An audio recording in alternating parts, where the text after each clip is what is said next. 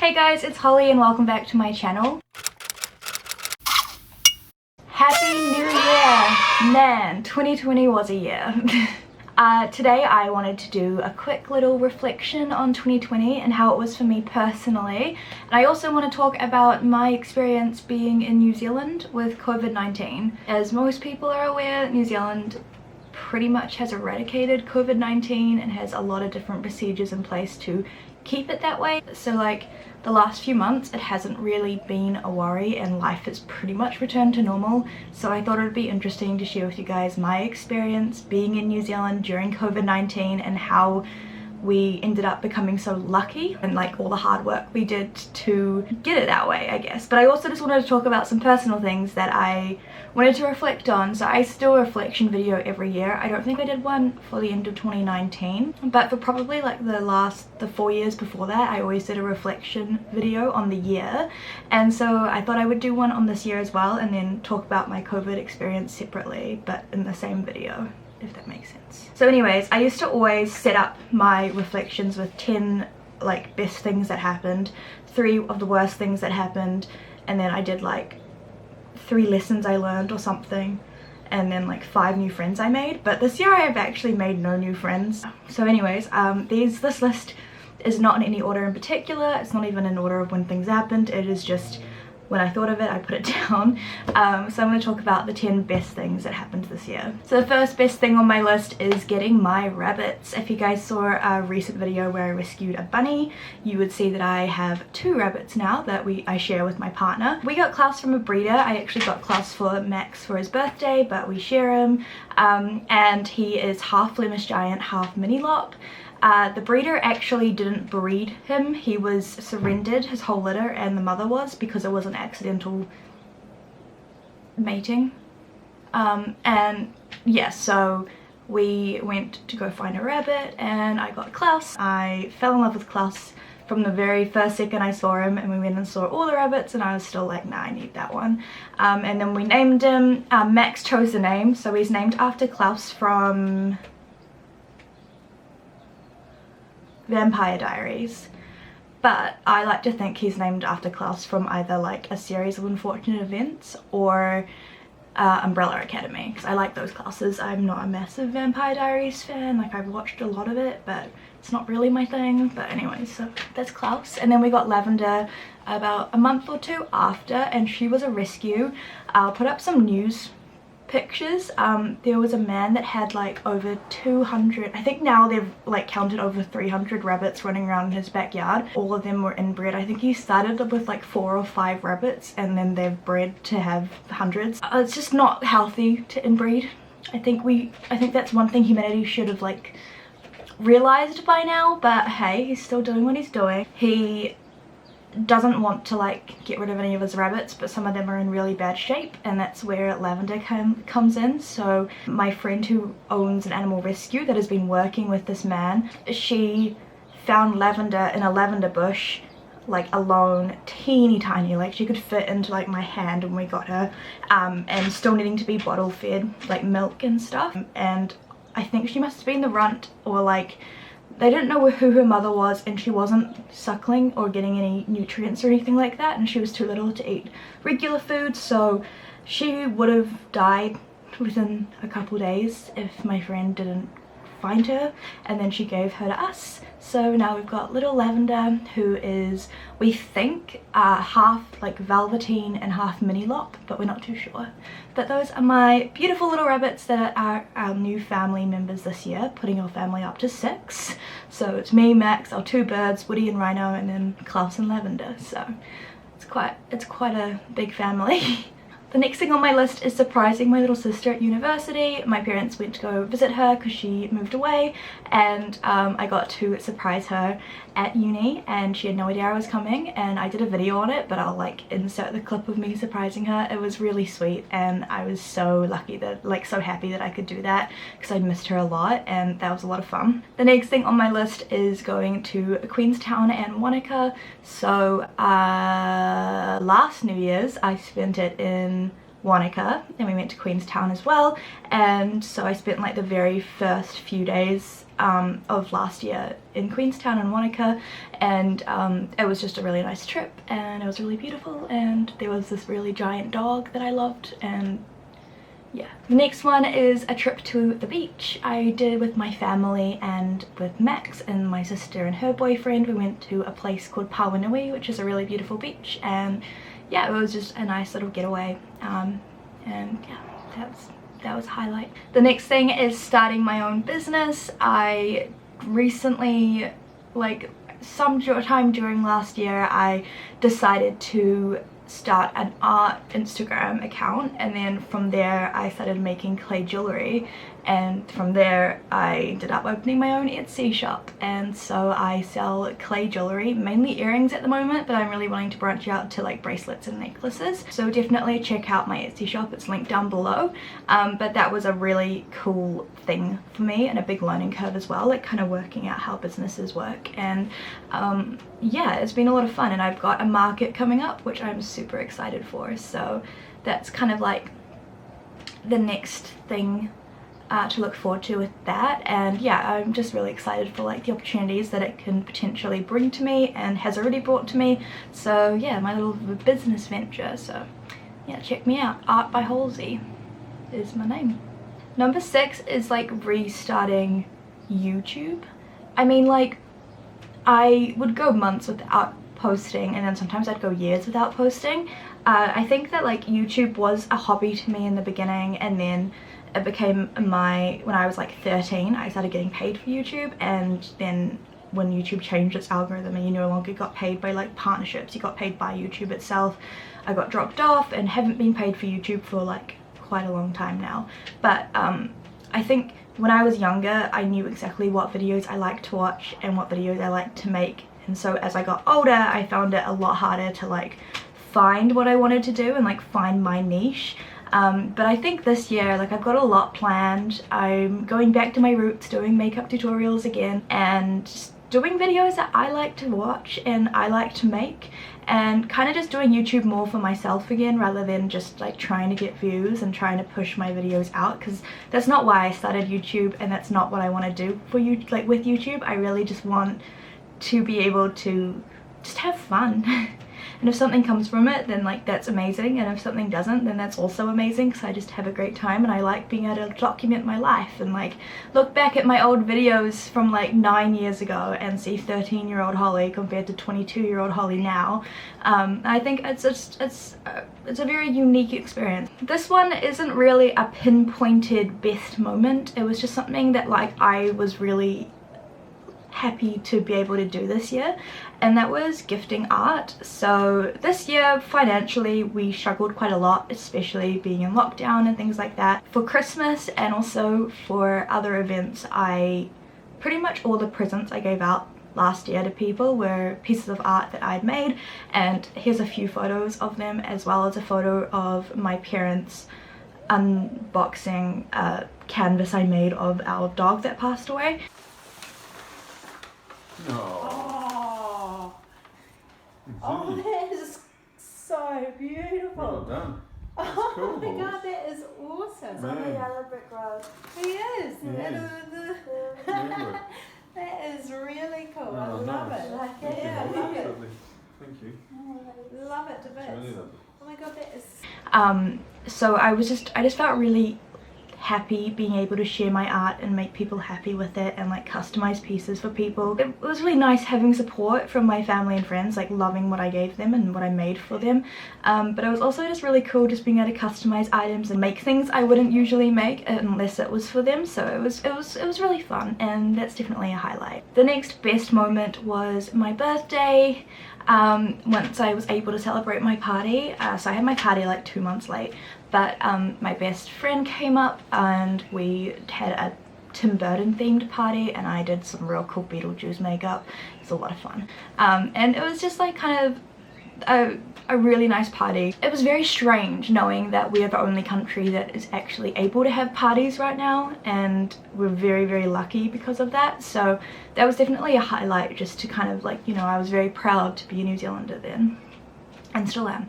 The next one, number 9, is my first market. So my friends set up a little market in their backyard selling pottery and secondhand clothing, and then I sold my earrings, and it was just a really cute little market. Check out my Instagram if you live in Auckland for when my next market is. I'll be posting all of the updates on there. But yeah, it was just really lovely, just, you know, being able to sell things and hang out with my friends and just have a really nice sunny afternoon down my friend's driveway.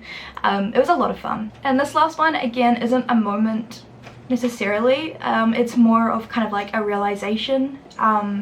So next year, or this year, 2021, I'm starting uni or college or whatever you call it, wherever you're from.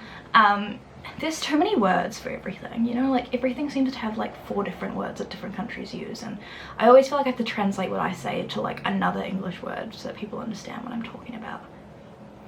Yeah, anyways, so I finally have figured out what I want to study, and that has been something. I mean, I'm 22. I did film for a year when I was 19, and it was only a 1-year course, so I did do the full course, but then I realized I didn't really want to go into film, and I've always wanted to be a poet and a playwright. But again, things that are very hard to study for, because you can do like a whole writing degree, poetry degree, and get nowhere, or you can just write a book in your spare time and, you know, become a bestseller. Like, it's really luck of the draw, and so it's really hard to, you know, want a career out of something that is completely creative based. So I finally decided what I want to do, and I want to be a forensic anthropologist. Okay, now moving on. Yeah, there's just one more thing, a little extra thing that made me very happy this year, and that was the day before my birthday.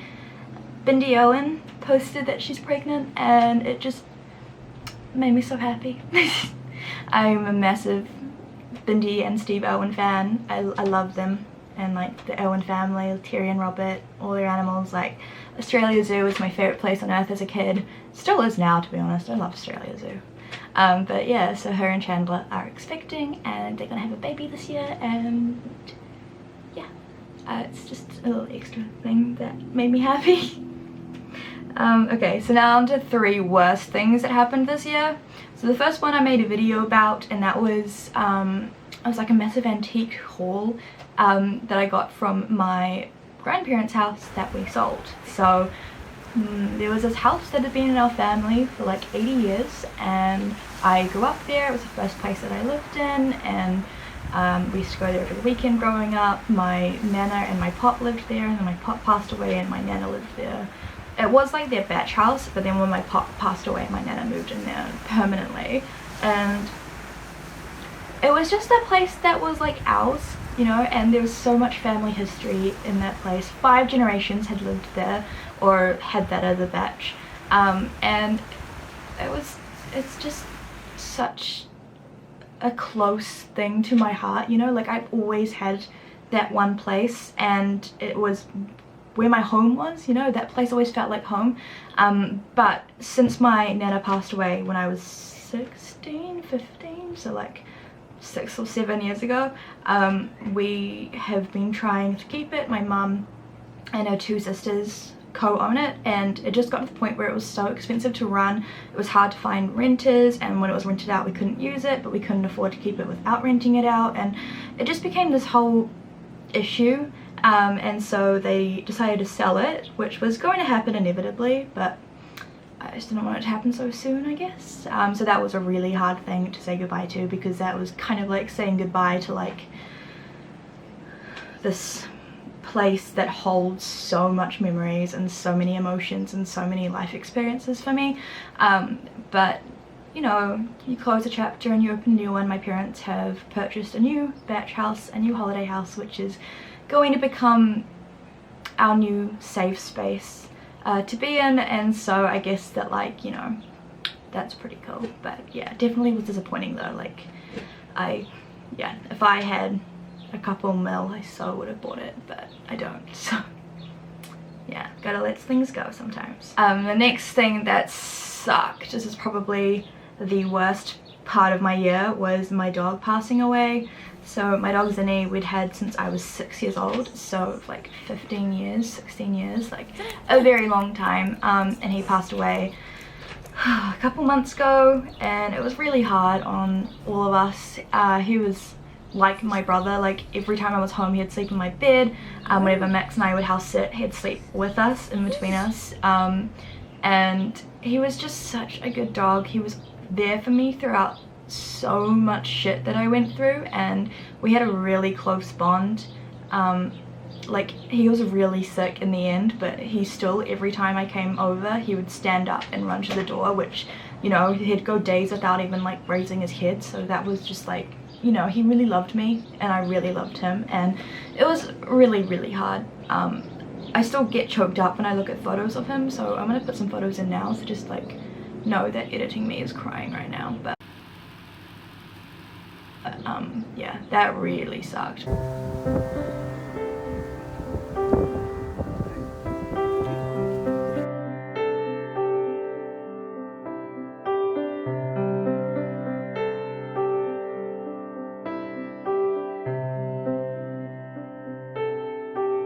And the last shitty thing that happened was my best friend Becca and my sister Amelia both moved away at the start of the year. My sister moved away for uni, although we did actually see her quite a lot because she came up for lockdown, and then like she came up for like term break, and then I went down and saw her, and then she's up again for summer. So I did see her quite a lot. But my best friend Becca, who also moved away, she moves like, it's like a 8-hour drive away, so it's like quite a while. She moved away to a place that I don't feel safe in at the moment. I'm not going to go into that, but it's just a place I've had bad experiences in, so I never really thought about going there again, and then she moved there, so I was like, shit, why you gotta move there? So yeah, that sucked. But I haven't been able to, I've seen her like twice or 3 times since she moved away. She came up for my birthday, which was really special, and then she came up for her birthday and for Christmas, and I think she came up one other time as well, but because of lockdown and COVID and all of that, she wasn't able to travel to Auckland, and so it was just, oh, it just sucked.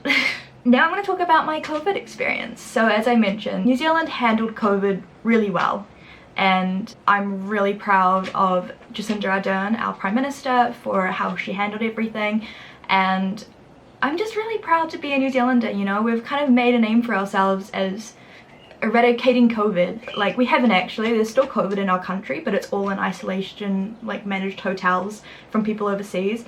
But basically the reason that we managed to handle COVID so well was because we were given really strict rules and we all stuck to them pretty much. At the start of the year, when COVID first got really bad, we went into a countrywide lockdown. All shops closed except for supermarkets and like pharmacies and like gas stations, like real necessities.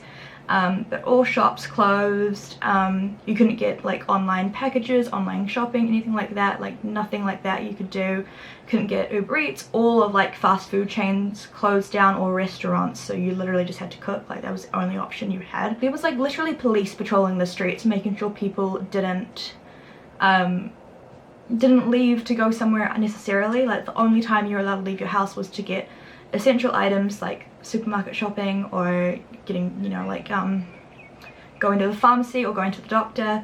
Other than that, you weren't allowed to leave your house. And it sounds really strict, and it sounds like I don't know, I feel like if that was like put in place in somewhere like America, everyone would like protest about like their freedom being taken away and stuff. But I think New Zealanders have a very different mentality, and all we thought of was like, doing this, we're keeping ourselves safe and everyone else safe.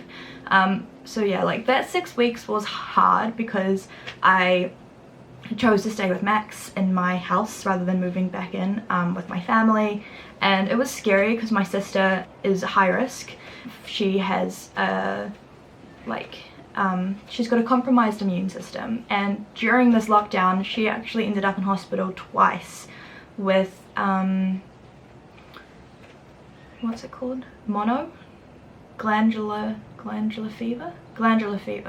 So she was really sick. So whenever she gets sick, her immune system pretty much is just like, that's it, I'm out, and just dies. So she has to build up her entire immune system again, and so she was really sick over lockdown, and especially going into hospital where there are COVID patients as well was like super risky, but she was okay, she was fine. But yeah, it was definitely scary, and like, you know, like sometimes my parents would drop me off like care packages, and it was always like they would, you know, they'd put it at the door and they'd step back, and then I'd open the door, and then we'd wave, and I'd take the package inside, and that was it. Like, that's all I got to see of my family, and it was really hard.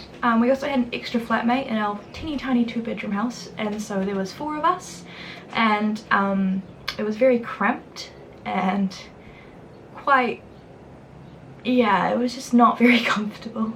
Also our house was freezing cold, so that didn't help either. It was just not a great experience. But I'm so thankful that, you know, we put up with 6 weeks of that. I think it was 6 weeks, maybe longer, maybe 8 weeks, but we put up with a little while doing that, and now we get to enjoy ourselves. We did have another lockdown only in Auckland, where I live. That only lasted 2 weeks, and that was announced the night before my 22nd birthday, and that was super annoying because I had my party planned for that weekend. My best friend was going to come up then, Becca, but she couldn't because no one was allowed in or out of Auckland for that. So we were in another lockdown, which was more annoying than the first one, I think, because like, yeah, you just kind of wanted it to be over. You kind of got that taste of freedom again, and then they were like, nah, back you go. And also we were the only city in the entire country that had to sit inside, so seeing everyone else just going out and partying and going to gigs and stuff, and you're just kind of sitting there like, cool, what other series can I start? But yeah, it was okay, like it was fine. We got through it, and it went a lot faster. I think we all kind of like knew what was happening and kind of like used to it by now. And it's honest, it was so worth it, because right now we can have anyone we want over. We don't wear masks. There's no risk of getting COVID when you go out to a shop anymore, or like there's always going to be like that little risk, but it's very unlikely. Anyone that comes into the country has to do a mandatory 2 weeks in isolation and get tested twice. And if you test positive, like say on like day 6, you have to start your 2 weeks again. So there's very strict rules for everyone that comes into the country, and there are still like 3 times a week, I think, there are still announcements from like the government about like what's happening with COVID and how we're doing. And yeah, I mean, also it does help that New Zealand is such a small country, so there isn't actually that many people, and so it's a lot easier than like, you know, like the States, for example, or Europe, where there's just so many people. People need to work, they need their livelihood. Like New Zealanders, like we were really lucky because we were still paid for all of us that couldn't keep working. I was really lucky because I could work from home, but like my flatmate, who was a bartender, and heaps of other workers got paid a government subsidy, so they still were able to live. And I know that like in a lot of other countries that is definitely not doable because there's just too many people and not enough money. So yeah, we're very, very fortunate that we were able to survive and not work for that period, and everyone just followed the rules. And I think that's like one of the most beautiful things about New Zealand culture, is like everyone's in it for everyone else, you know. It's all about caring about the people next to us, caring about our whānau, and it was, yeah, it was just really beautiful to see so many Kiwis working together, and now we get to live normally. Like I haven't really thought much about COVID in a while, to be honest, because it just seems not irrelevant right now, right, in New Zealand. It is still relevant, of course, everywhere else in the world, but here things have just gone back to normal, and we're so lucky, and I wish that every other country could be as fortunate as us. Yeah, it was definitely hard, and there was a lot of hard work put in, so it's not like, you know, everyone did their part, and because of that we can go out and we can see our friends and our family and be together, which is really lucky. But the last thing as well though is, speaking about like the States, my uncle actually got COVID. He lives in San Diego.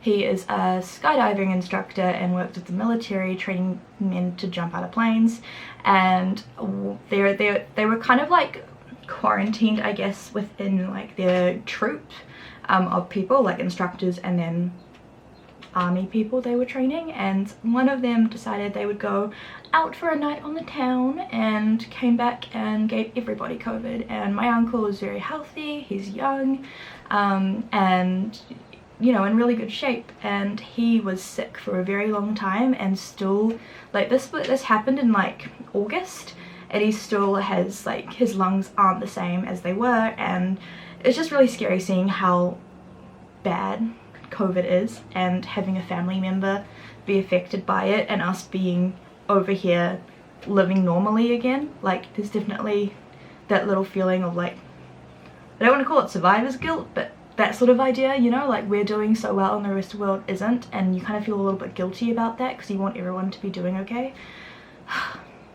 Yeah, that's the thing that kind of sucks about it. Okay, well, that's enough about COVID. So now let's talk about 2021. It's a new year. So I manifest a lot of things, but I always keep them private. I don't really, like, I'll write out like a bucket list of like things I want to do, but like when it comes to like, sorry, my birds. When it comes to like actually doing things, I don't know, my manifestations I like to keep private, just because I feel like they work a little bit better that way. I do put them out into the universe by writing them down and saying them out loud, but I just keep them to myself. But there are a few things that I am looking forward to and wanting to do this year.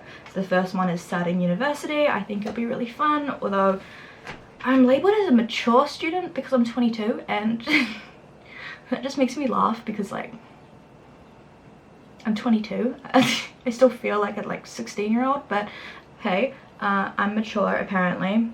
But yeah, so that'll be interesting. I'm also really excited for our new place that I'm sitting in right now. We moved into a really beautiful 3-bedroom house, which after having like 3 really shitty places to live, I'm really excited for the memories and the adventures and the moments that we share here, and I'm just really blessed that like we're in such a beautiful house now, and it's perfect for us and our animals. And yeah, oh yeah, I really want to get a dog this year. Our landlord's okay with getting like a small dog, so that's my plan. I want to get a rescue, but I'm also aware that like a lot of the time with rescues they're not good around other animals, and we've got 4 little animals. Oh, there's also that risk of getting a puppy from a rescue and then it growing to be like the size of a Great Dane, and we really can only really get a small dog, so I don't know if I'm going to get a rescue for my first dog, but I think after I've got like our first dog we'll definitely rescue as much as we can. Like, we really want to get a retired greyhound. We also really want to get like a rescued pitty or a staffy or something.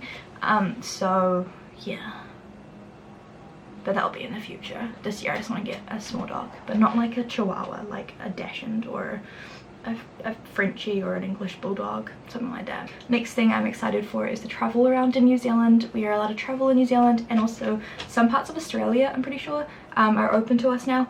Like Queensland, I think. But yeah, I just really want to travel around New Zealand and just take some time to appreciate this beautiful country that I live in, and very, very blessed to live in. I'm really excited for Bindi to have a baby. I feel like such a fangirl, but honestly Bindi was like my life as a kid.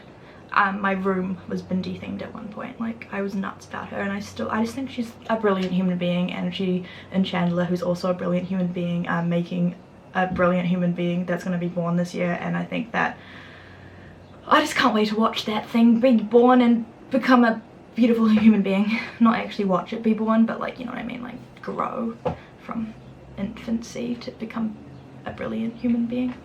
And the next one is this year I need to get back in shape, and this isn't just like a fitness goal that everyone has. I've put on weight and my back can't handle it. I've got a broken back. Long story, there's a video on my YouTube channel from years ago. I probably will update it, but I've got a broken back. Doesn't mean I can't walk, because I didn't, you know, there's only like a couple places in your spine that you can break that will actually disable you. But it means that every time I put on weight, I am putting more pressure on my spine, and it's going to last even less time, and I'm probably going to have to look at getting my spinal fusion surgery sooner if I don't lose the weight. So this year's all about weight loss, but I can't actually exercise properly because of how bad my back is, so I kind of have to only diet, and dieting doesn't really work very well for me. So need to try and find some sort of balance. At the moment I'm doing yoga and that seems to be working, but yoga doesn't really help you lose weight, it just helps you gain muscle, so I'm kind of hoping that like something works and I end up skinny. And then what I like to do instead of having like a main ambition for the year is I just have a word that I can apply to every single part of the year and my life. And so for this year, that word, actually I've got 3 words. Like for example, my word for the last 2 years was stability. So that could be mentally, financially, physically. You know, you could put that in every single aspect of your life and that's just the word that you focus on. So this year I've got the word persistence. With studying uni again, you know, I haven't studied in 6 years, so it's gonna be 6 years? No, 4 years. I haven't studied in 4 years, so it's gonna be strange getting back into that. Consistency is another word that I usually, like when I wrote it down I was thinking about YouTube videos and my earrings, just making sure I'm constant with them, always creating new things. And then the last word is active, and I just want to be as active as I can. I spend a lot of time on the couch, I spend a lot of time at like painting and stuff, which is fun, but it's not me being active and moving my body. So this year I really want to get active again, going on walks, going on hikes when I can, when my back allows me to. But even if it just means like walking home from work sometimes, doing yoga like nearly every day. I'm gonna try and do some of like Yoga with Adrian's 30-day yoga plan like programs. I started one last night and it was really good, but it was really long. But yeah, things like that. Yeah, and I also just want to, I didn't write this down, but another thing, I just want to focus on my spiritual journey a little bit more, get back into manifesting, do more tarot card readings, maybe go see a clairvoyant, I don't know, you know, keep my crystals charged and use them, things like that. I'm a very spiritual person and I think that I really need to keep practicing that because it is something you do need to practice. But yeah. So that was my reflection on 2020, my experiences with COVID and what I'm looking forward to and my words for 2021. If you guys made it to the end of the video, thank you. My voice hurts, this is a lot of speaking. But yeah, thank you so much for watching. I really hope you enjoyed this video and learning a little bit more about me. If you've got any questions, I'll leave them down below, and I really want to do a Q&A at some point, but every time I try and do a Q&A, no one asks me anything. I get like 2 questions and I'm like, that's embarrassing, so I just pretend I never even asked in the first place.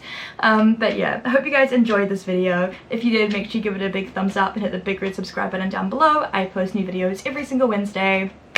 Okay, smile, be safe, and stay beautiful, and I'll see you in my next video. Happy New Year! Adios.